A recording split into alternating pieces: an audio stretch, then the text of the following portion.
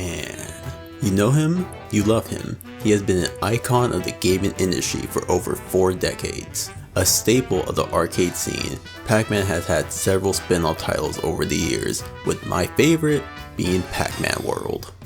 A 3D platformer where you play as a titular character trying to snatch back the Pac-Pac from those Skittles looking ass ghosts. Earlier generations had an abundance of mascot platformers, so this spin-off makes a ton of sense as Pac-Man is a perfect fit for this genre. He is one of gaming's earliest icons with a recognizable and adorable design that fits in with other mascots like Mario, Sonic, and Crash Bandicoot. In 2022, Pac-Man World RePac came out, a full remake with updated presentation for modern consoles. RePac is a bright and vibrant experience with infectious music to listen to while bouncing around. Pac-Man himself is expressive and charming. His animations showcase a lot of personality, like how he balances on moving platforms. His little determined face while running is delightful. He is a ball of happiness and I love him for that.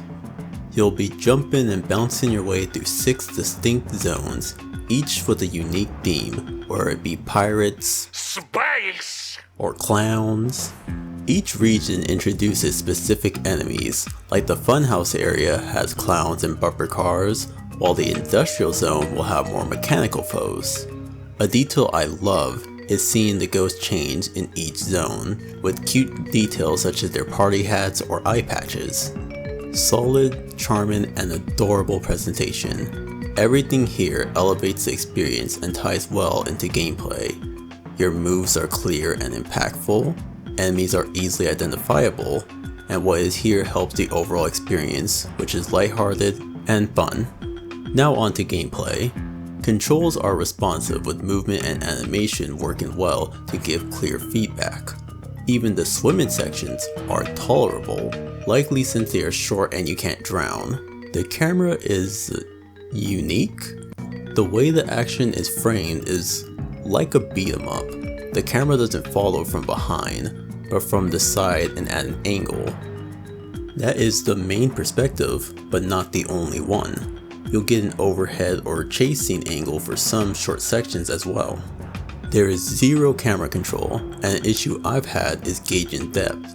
Not sure if it's completely the fault of the camera, but I've fallen several times at the same section because I didn't properly gauge the depth of a platform. Jumping is the basis of most platformers, and here you have a few abilities along with jumping. The main one being bounce.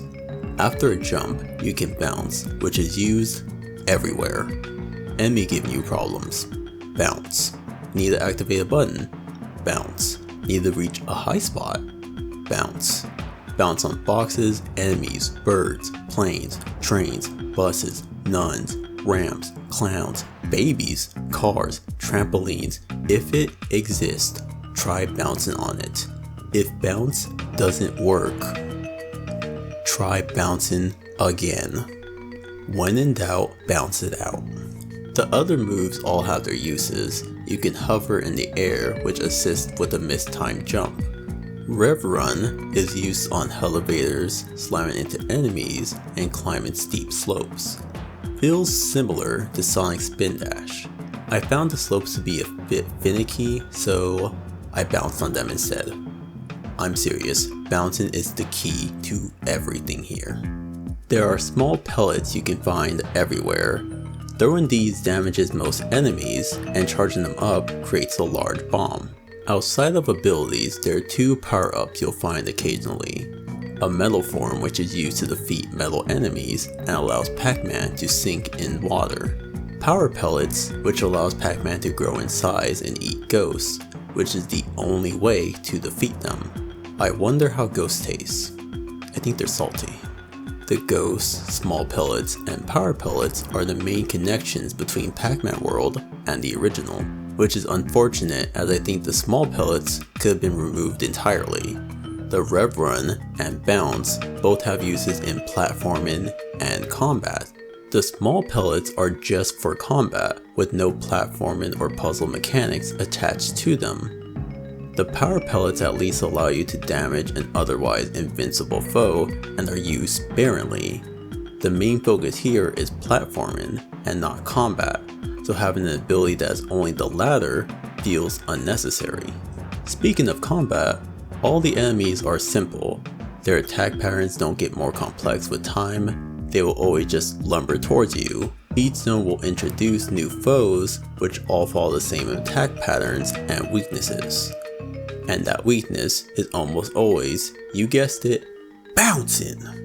There is a health system present with 4 hits per life, and I'll get to life later, because how this game hands them out is, enemies could have been mixed with platforming a bit better. I like the times when foes are between platforms to have a bit more precision to your jumps. They needed to be mixed a bit better during levels in my opinion. Speaking of levels on offer are decent. No level stands out as a high point, but at the same time there's no level that is outright horrible. All of them maintain a consistent quality throughout.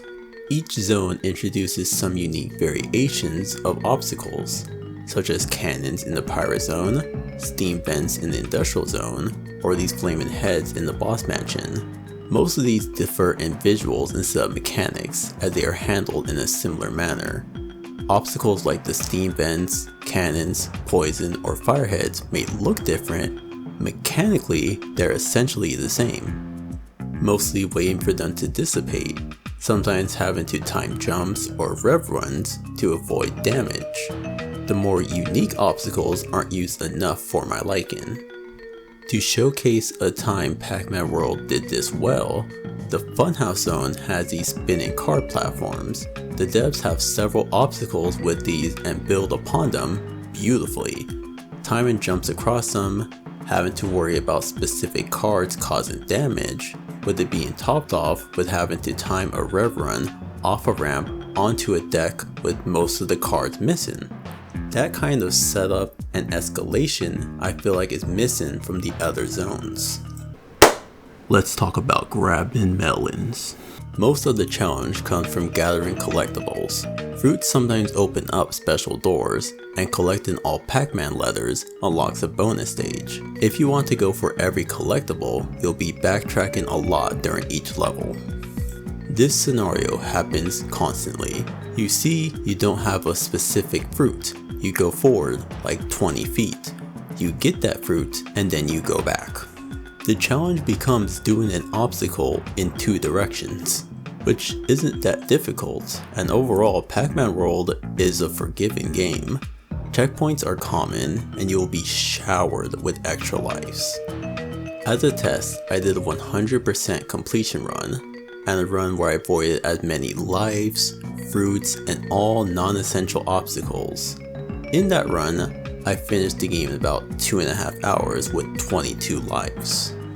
Going for 100%, I had almost 100 extra lives. Why would I possibly need almost 100 extra lives? How bad do you think I suck? If you are good at platformers, you'll have infinite lives. If you suck at platformers, you'll have infinite lives. The issue is that the game's economy and rewards are ways to get more lives. I enjoyed collecting everything, but at the same time I wish there was more benefit for doing so. The advantage of gathering fruits is to increase your score, which can result in bonus lives. Finding the hidden Pac-Man letters during the level results in a bonus stage where, you guessed it, you get fruits and lives. I stopped caring about the slot machine, cause why bother? I don't need any more lives. They needed more collectibles like the keys and the maze doors. Keys will open a caged family member of the Pac family, and that family member can send you extra health during the final boss. The maze doors unlock a classic Pac-Man style level with a region specific theme to it. Getting more maze levels is a fun reward that gives you more content to enjoy. I think the levels needed to test the player more. I get this is geared towards a younger audience, but I still think they could have added bonus levels or something similar for more experienced players. As it is, these levels lack replayability. They're fun to play once, but lack the rewards or challenge for me to want to go back to them. The movement is enjoyable, but the levels haven't tested my capabilities enough, and boss battles certainly didn't. The bosses are standard platformer bosses. Therefore, you'll have limited ways of attacking, and always having to wait for means of dealing damage. There are 6 bosses, with 4 being platforming focused, 2 being gimmick levels, so let's get those out of the way first. You got the level that plays like a shoot 'em up and is awesome. The other is a race against clowns, which is easy and doesn't venture to the Crash 3 zone of a BS gimmick that halts progress. The other boss battles become repetitive even with how short they are. They do try to add more obstacles during each phase to make it more challenging. For example, Anubis reduces the area and launches new attacks during each phase, but as you can see, you always have to do the same thing in order to attack him. Every boss is designed the same way. They add more to their attack pattern, but you rarely modify yours. None of these bosses are particularly great, with the worst being the final one. I hate this battle so much. First, the camera is horrible throughout. The camera here follows Pac-Man, so it flies around constantly, changes your direction, and is nauseating. Each phase has the camera become annoying in a new way. Either you can't see what you are doing properly, or it just whips around too much. Another thing is, this fight is the most repetitive. He has 3 phases, and he becomes more and more annoying to deal damage to. Phase 1 has him flying and spinning the camera everywhere, which makes him hard to track down, and once you do, he fucks off somewhere else. His second phase has that same bullshit, but now he's metal, so you have to wait for the metal power up, wait for him to be in range, and then try to do enough damage before it wears off. The final phase is just throwing small pallets at his feet and bouncing on his head.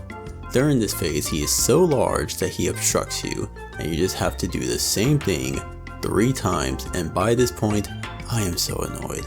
I am so very annoyed. Just an awful fight, and it sucks that the final boss leaves such a bad taste in your mouth. Platformers don't have the best track record with bosses, but man, these suck. That was a bit harsh. I enjoy Pac-Man World, even with its faults. The movement is solid and joyful, it is fun to bounce on everything, and it is a great mechanic for them to focus on.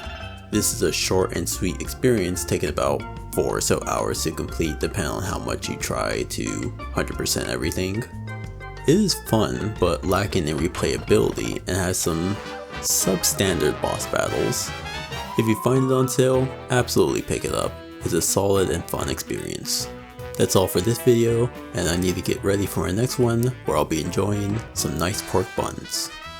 Thank you all for watching. I hope you have a great rest of your day, and I'll see you in the next one. Goodbye.